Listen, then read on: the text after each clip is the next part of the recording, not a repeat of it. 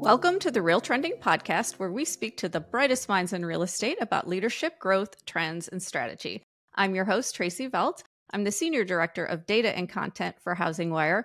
And today I would like to welcome Ginger Wilcox. She is the president of Better Homes and Gardens Real Estate, and Ginger stepped into the role in June after a stint as co-CEO and Chief Revenue Officer of RealSure, a joint venture between Anywhere and Home Partners of America that developed innovative solutions to reduce friction in residential real estate transactions. So welcome, Ginger.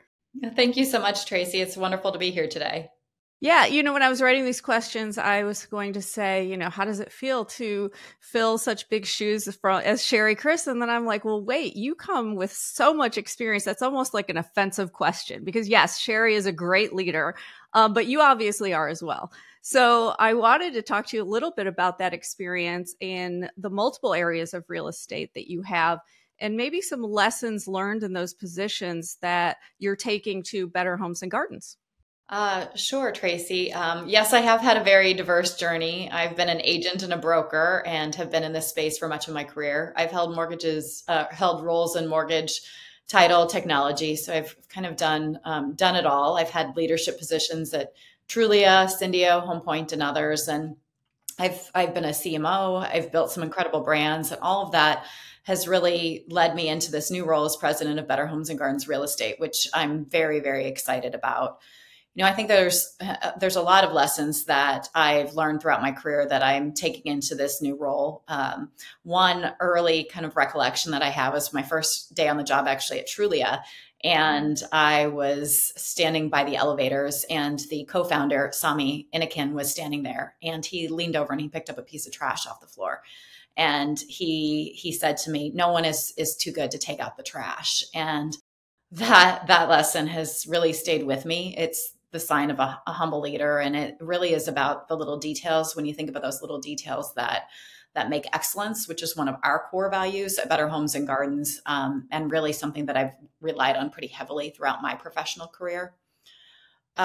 There's another big lesson, that a key moment for me that really happened very, very early in my career. Was in my early 20s, and was working for a wireless telecommunication company in Phoenix, Arizona, and had the opportunity to work on a special project.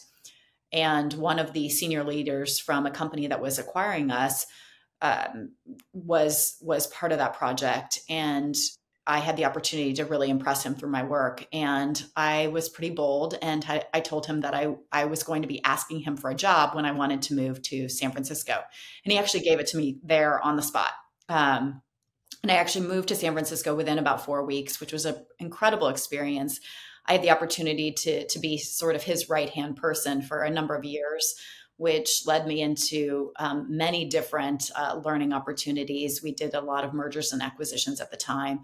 And I also ended up running a call center for 800 people in Garden City, New Jersey, which was quite the experience when you're in your early 20s.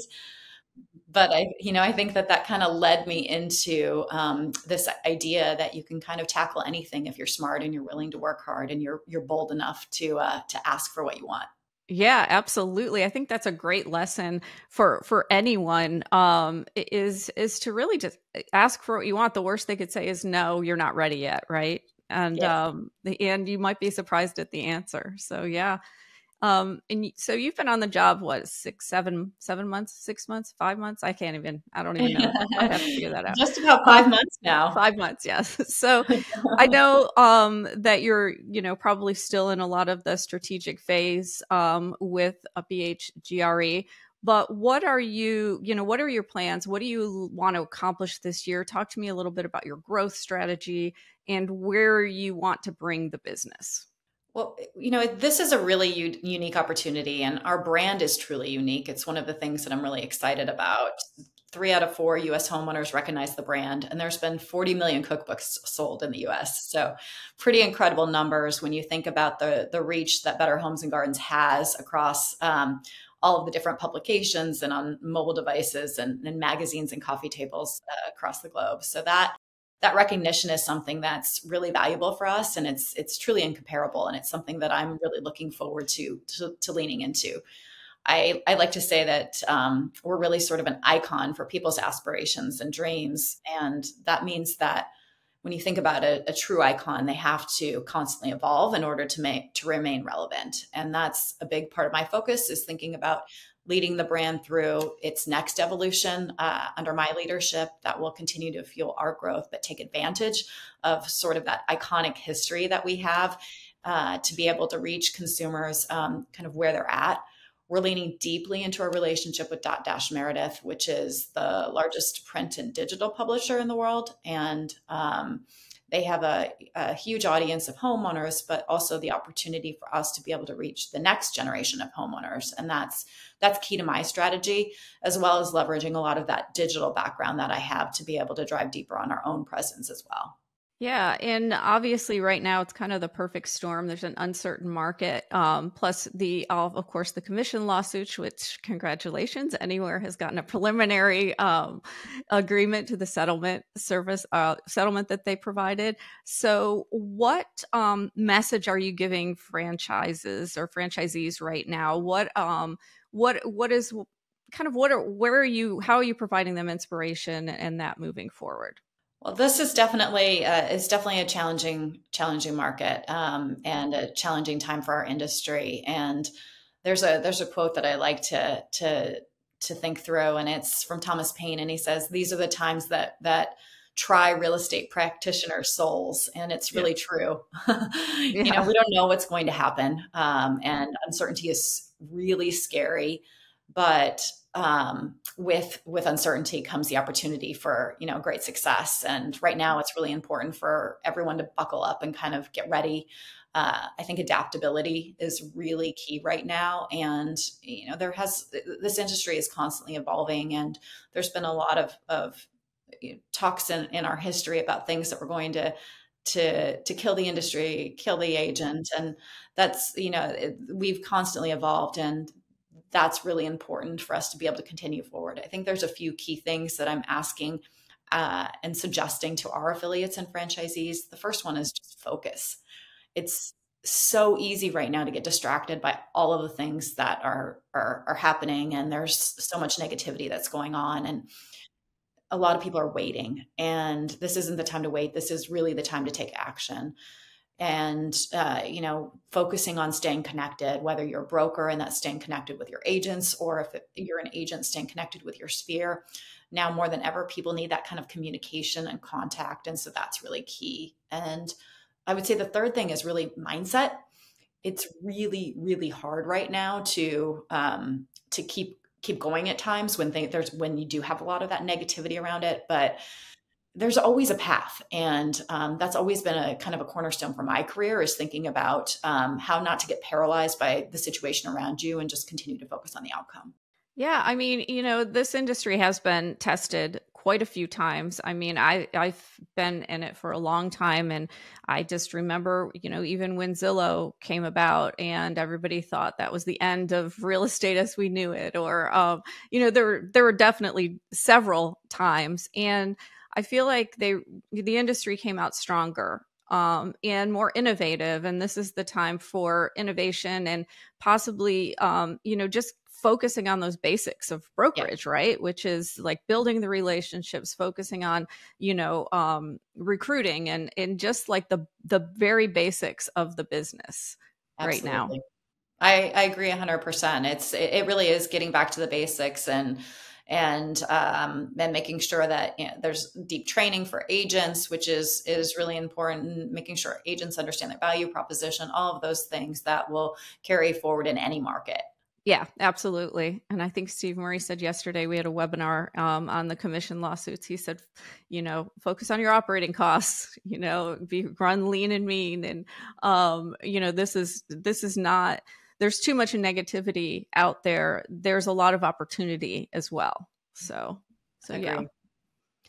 So this is more personal, but where do you find inspiration and motivation? Are there any books that you're reading, podcasts, any specific people, coaches, maybe it's someone in your life who you really look to for that inspiration?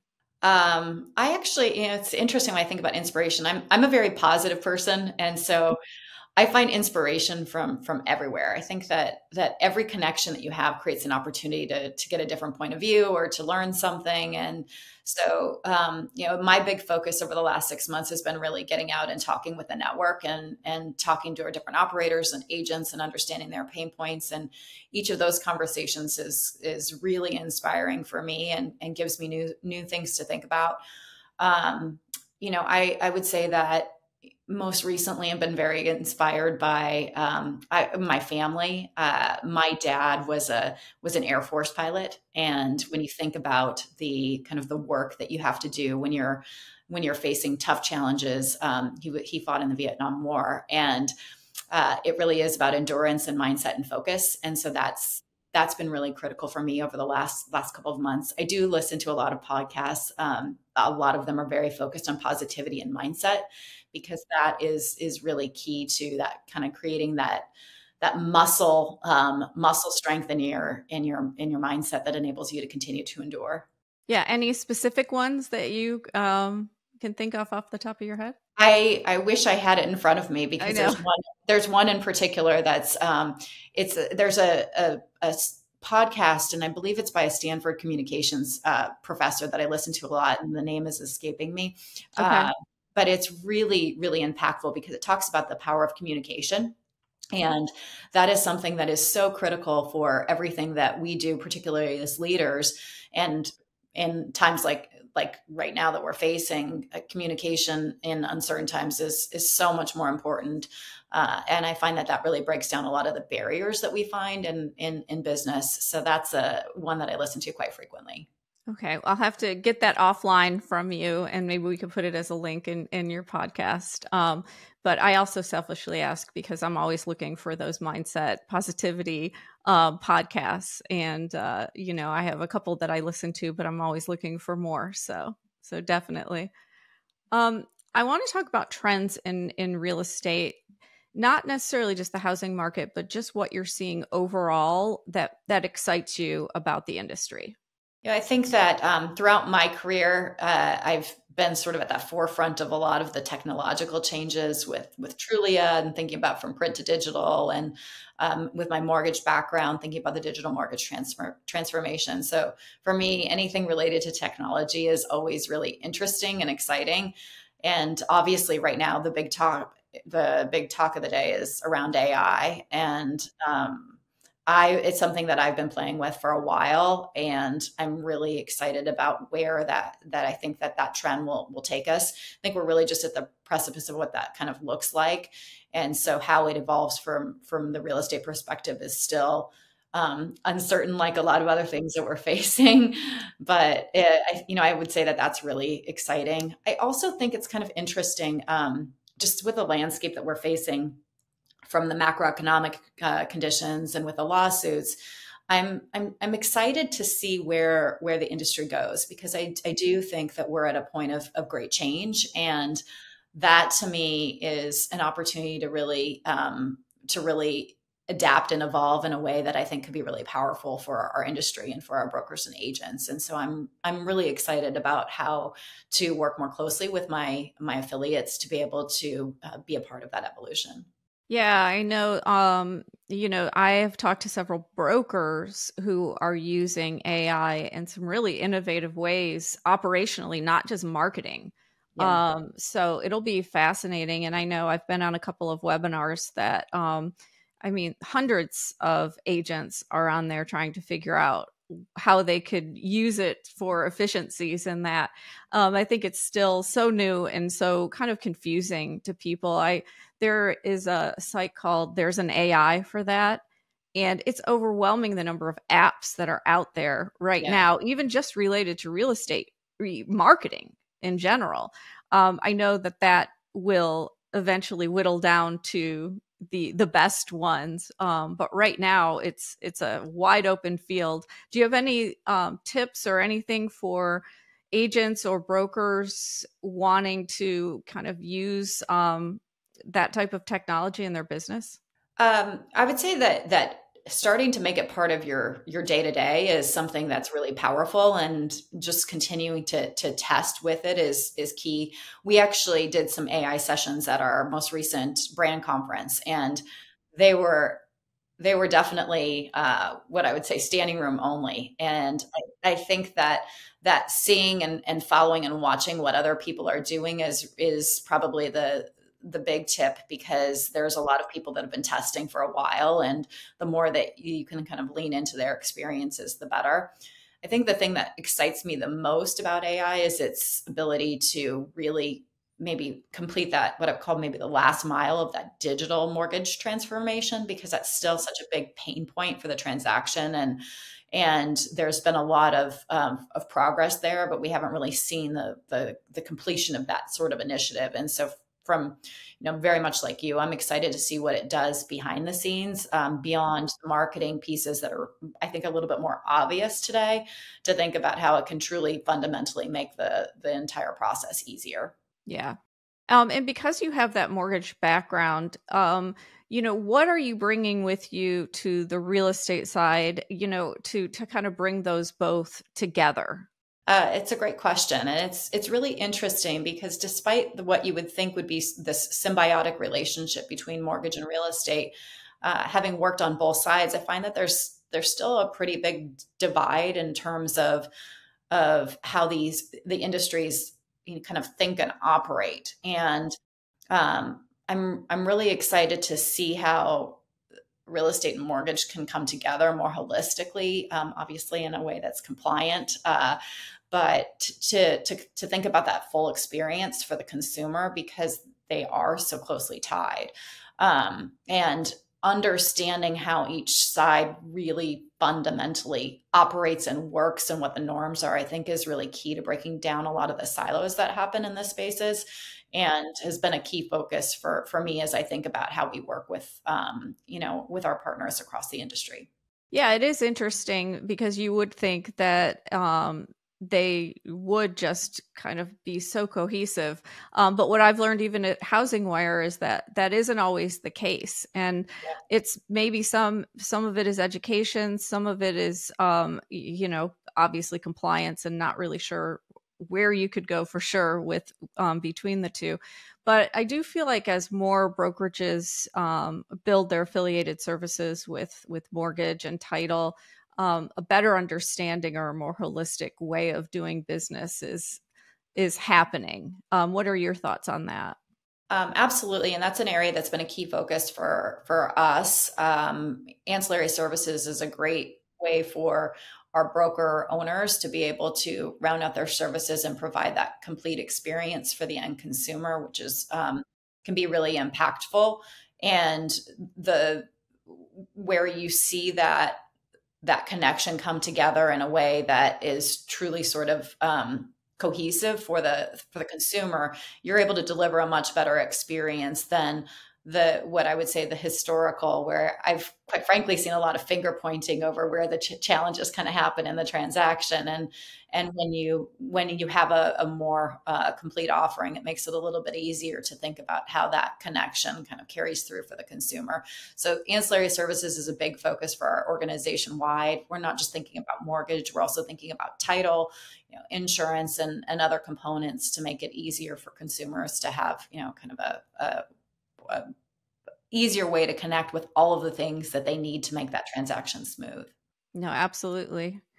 Right now, I mean, obviously there are a lot of changes happening, but are there any changes in kind of the brokerage environment that maybe have changed the way you're operating, or that have maybe caused you to rethink some of the services that you're providing or add new services? I think the big thing right now is thinking about, actually from a leadership perspective, thinking about how you lead. Because, the historical way of doing a sort of that top-down leadership style doesn't really work right now. Things are changing really fast. And I, as a leader, certainly don't know everything. I can't know all the answers. And so making sure that you're kind of learning and adapting as you go along is really key. And I think that's really important for our broker owners too, that there's no there shouldn't be an expectation that you know everything, but you do need to make sure that you're surrounding yourself with the right people to be able to support and provide that sort of guidance and education so that we can adapt quickly to both the technological, the economic, all of the conditions that we're kind of facing right now are really key. Yeah. I think that's really a big area of focus. I would say that from a technology side, we are heavily invested in thinking about that consumer experience.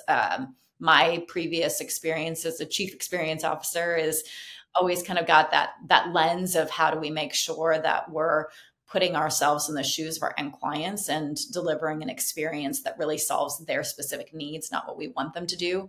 And so leveraging the right technology and tools to be able to drive that is a key area of focus for us. And then I kind of touched on this earlier, but I would say that my communication style is definitely changing as well, and trying to create a lot more frequent interactions with my network and with my team members in order to make sure that we're able to continue to talk about the things that are happening and be able to, again, adapt quickly. Yeah, absolutely. Let's talk opportunities for real estate brokers specifically. Where are you seeing the biggest opportunity in the market in the coming year? Maybe we'll say 3 to 6 months. I would definitely say ancillary services is a key area of focus. Obviously, in addition to providing a great consumer experience, it also is helpful and impactful from the revenue perspective when there's additional revenue streams that can be created. And then that's really key in this environment when cost and expenses is high. The other opportunity is in recruiting and retaining those great agents. With the uncertainty in the market, that there's a lot of angst in the real estate agent community, and particularly with some of the lawsuits and other things going on. And so making sure that brokers are able to provide that full experience with the training and tools that really only a broker can provide is a key area of opportunity. Okay. My next question is aha moments. I find that entrepreneurs and leaders have multiple aha moments in their careers. You talked about some lessons learned. Those were a little bit kind of like aha moments as well. But tell me maybe your most impactful one where you realized, okay, I have to make a change. I have to do something different. And it really kind of forced you to maybe embrace something that was a little scary. It's a really good question. And I would say that I'll probably answer this maybe in two ways. One is that I would say that one of the recent aha moments that I've had is that there are in some ways no aha moments, that every experience that you have adds up into something that creates an opportunity for something bigger. And you may not always realize it at that time. So right now there are a lot of people that are being tested. This environment is really, really challenging, but leaning on all of those previous experiences can kind of really help carry you through. So that's one. More specifically, I will say, and I shared this story recently. I was speaking at your conference, actually, and it was a time when I was at a company that was going through the process of trying to be sold, and I wasn't super involved in the process. I was heavily focused on a different project at that point in time, but we were working with some investors. We've been doing investor presentations, and things weren't going as well as the organization would have liked. And our CEO came to me and said, "We need a different approach, and I need you to actually tell a different story about what we've been doing." And I said, "Okay, I'm happy to do that. I love to tell a great story, and it's something that I've done a lot with my background." And he said, "Great, can you have it done by tomorrow?" And I said, "You want me to craft a story that can help us sell our company, and you need it in 24 hours?" And he said, "Yes." And we actually did it. We put it together, and within a few days, we had actually sold the company, which was a big aha moment for me. I think in two lenses. Is one is when you have a target and you have a goal, and there's no opportunity to say no. You just go for it and you figure out how to get it done. But the second thing is that it's always important how you tell the story. And right now we're at a place in our industry where the story that we tell is really, really important because, our value proposition is being questioned, and the ability to be able to share the great value and work that our profession does is critically important. And so making sure that whether you're a broker or whether you're an agent, that you're effectively able to tell that story is key. And it's something that we've been focusing a lot within our network. Yeah, I love that. It is so important. It's really transparency and, letting the consumer know what to expect in a transaction. And the really good realtors, and there are a lot of them, already Yes. do that. So I feel very optimistic about the future of the industry. So I think I'm not alone in that, but I have heard all of the negativity, and I just think it's a great industry to be in. So yeah. It is a great industry, and there's great value that's delivered to home buyers and sellers every day. I went through my own transaction about 3 years ago, and you forget how difficult it is, even when you're doing it, until you have to personally go through it. And I think that this industry has survived a lot of challenges, and we will continue to thrive and survive. And it's the adaptability of all the great practitioners in this space that will enable us to do that. Yeah, that's wonderful. My last question is just what's next for Better Homes and Gardens Real Estate? Well, Better Homes and Gardens is one of the most trusted brands in the world. And my goal is to make sure that Better Homes and Gardens Real Estate is the most trusted brand. And so that's kind of my driving focus today. Well, Ginger, thank you so much for joining the Real Trending podcast. We really appreciate all of your insights and inspiration. So thank you. Thank you so much, Tracey.